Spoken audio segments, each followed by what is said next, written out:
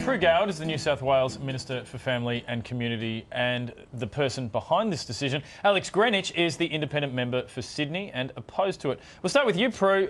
Critics are saying that you're getting rid of these properties because of the Barangaroo development. Is that true? No, it's got nothing to do with it. Look, this has to happen because I've got 57,000 families on the waiting list for public housing in New South Wales, and we've got 400 tenants living in a very valuable part of Sydney with very high maintenance costs on some of these houses. We have to realise the gains, the money from the development, so that I can house more people. But Prue, there are concerns that you're going to use the money to, sink into the massive public housing debt rather than actually building new properties. Will you be building new properties, and where will these people be going? Well, I think the important thing is that the money stays in the social housing system, and that's exactly what we'll be doing with it, every cent of it. Prue, will this money be used for new properties?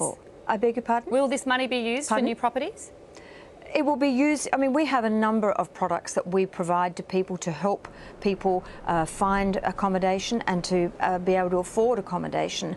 Obviously, providing properties is one of them, and I would hope that we'd be building new properties with this money. Alex, these subsidised tenants are paying well below market rent. Isn't it fair that they're moved to a cheaper area?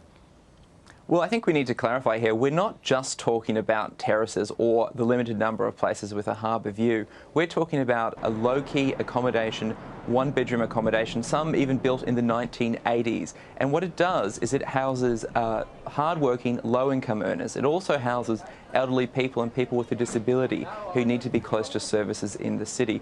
We're talking about clearing out all the social and public housing in Millers Point. To me, that sounds a lot like social cleansing. Prue, as Alex just said, these are people that live in a community with support services.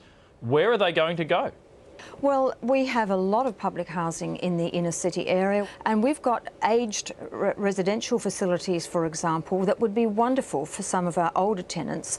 Of course, we're not going to remove everybody tomorrow, and if there are neighbours that have come to support each other over the years, because people have lived here for 30 years on public housing, then when we can, we'll make sure that they can live in a complex together. Well, we'll see where it goes from here.